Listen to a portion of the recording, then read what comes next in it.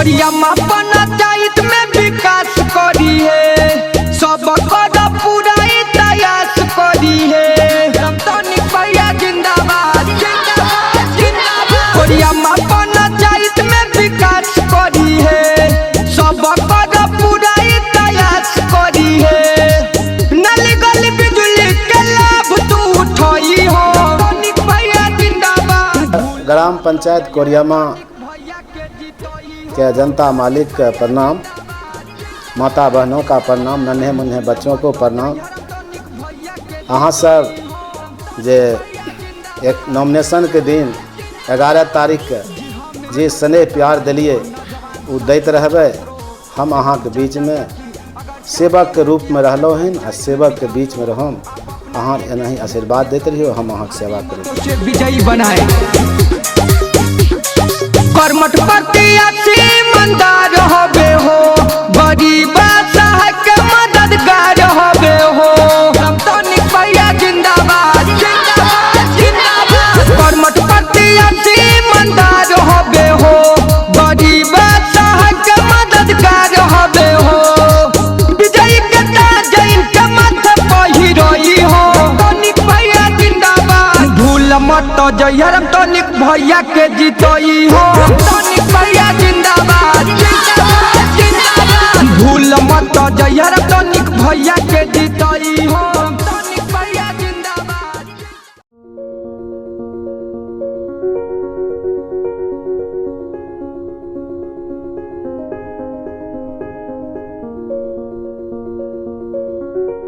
नमस्कार दोस्तों, मैं सोनाली सिन्हा केवी स्टूडियो में आप सभी दर्शकों का स्वागत करती हूं। आज हमारे बीच हैं गढ़पुरा प्रखंड के कोरियामा पंचायत से रामतनिक प्रसाद यादव जी। मैं आपको इनके बारे में बता दूं, ये बहुत सालों से राजनीतिक में हैं और बहुत सालों से अपने पंचायत में मुखिया पद के दावेदार हैं। तो हम जानेंगे कि इस बार इनके पंचायत के लोग इन्हें विजेता बनाती है, आशीर्वाद देती है, तो ये किन किन मुद्दों से इस बार खड़े होंगे और क्या विकास करेंगे।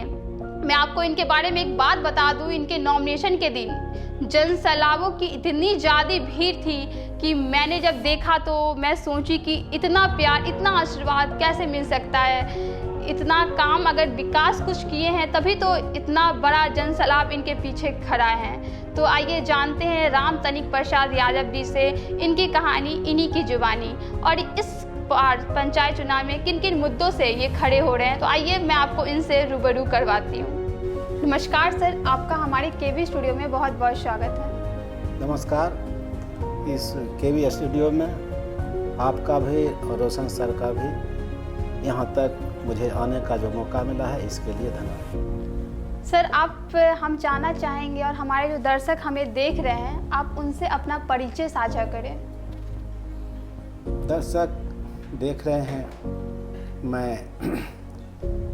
गढ़पुरा प्रखंड कोरियामा पंचायत मुखिया 2001 से 11 और 16 से अभी तक। मैं जनता के बीच में, गरीबों गुरबा के बीच में अपना समय दे करके उनके दुख सुख में सहारा दे करके जितना ने प्यार दिया हो, सब लोगों हमारे प्रति है। बिल्कुल सर।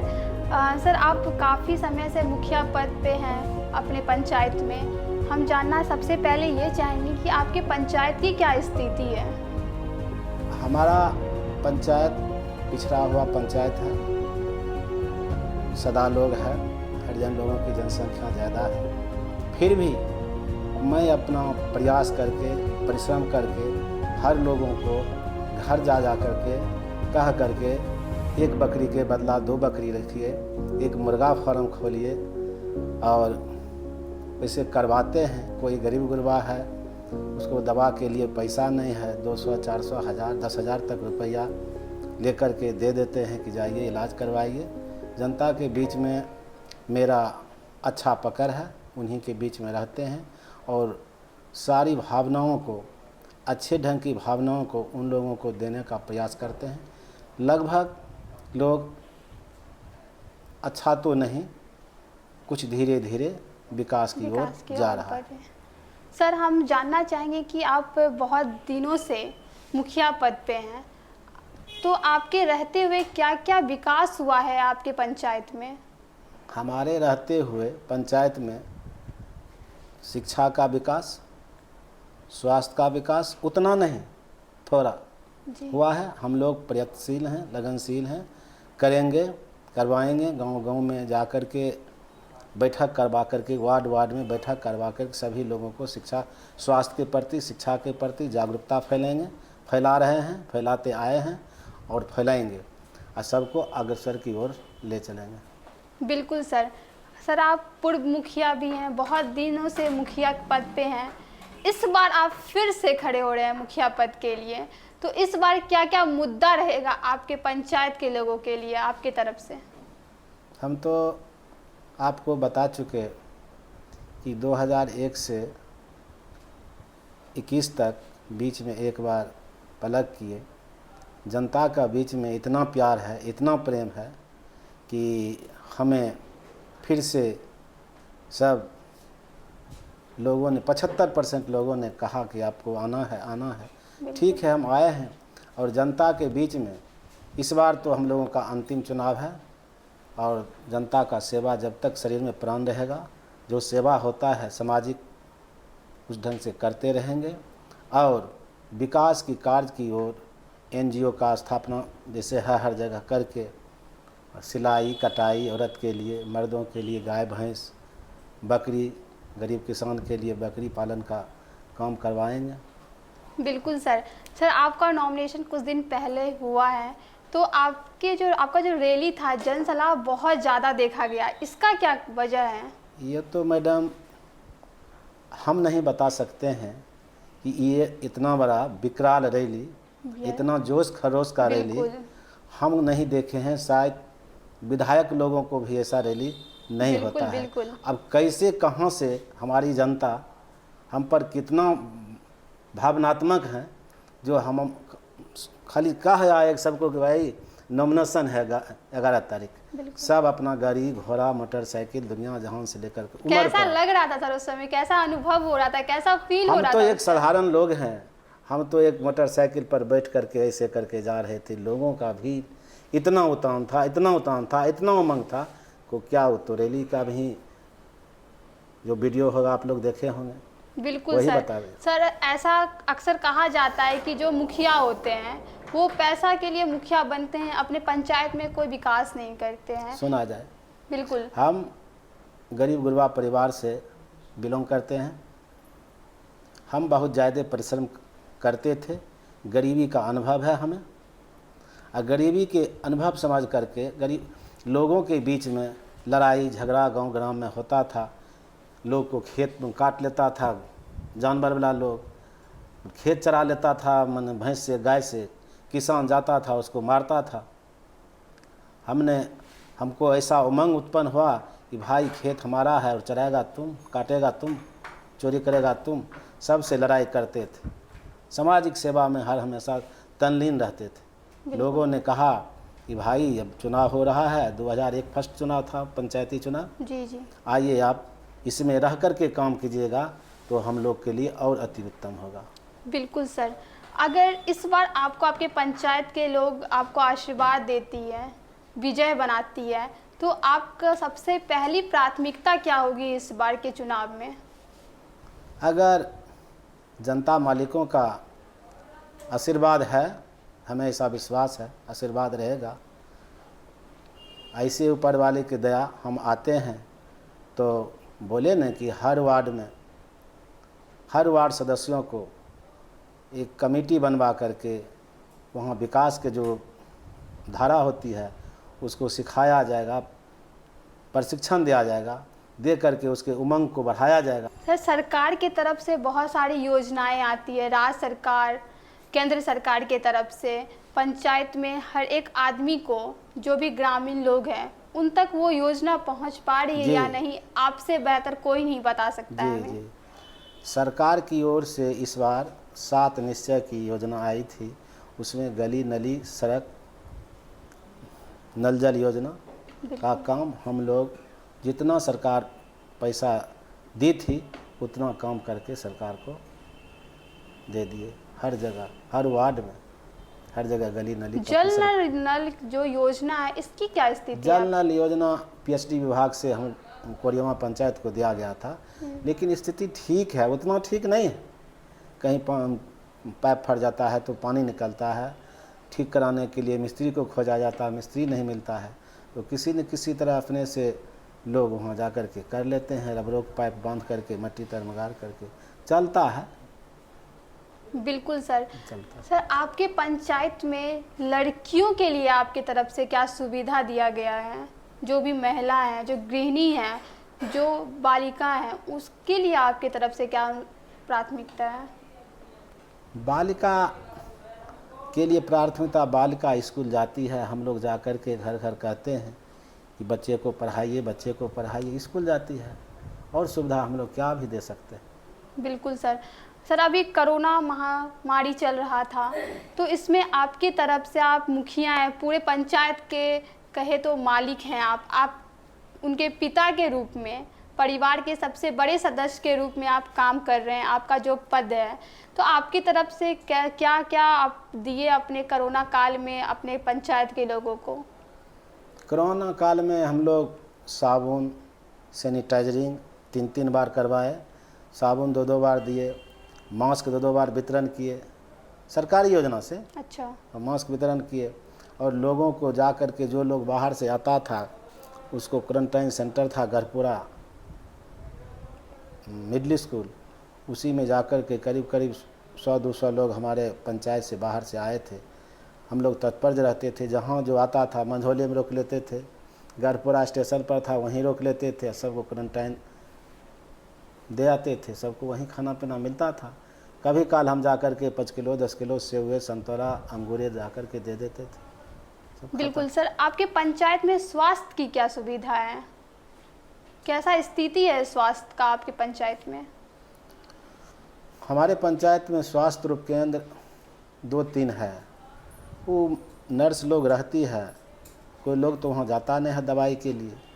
गांव घर में जो डॉक्टर है, जिसको आप प्रैक्टिशनर कहते हैं, झोला छाप कहते हैं जी। वहीं से जाकर के अपना काम करवा लेते हैं। विशेष होता है तो बेगूसराय है, यहाँ से नहीं होता है तो पटना तक लोग जाता है। बिल्कुल। पंचायत में तो हम लोग को तो कोई डॉक्टर है नहीं जो झूठे कहेंगे कि हम स्वास्थ्य में ऐसे करते हैं वैसे करते हैं।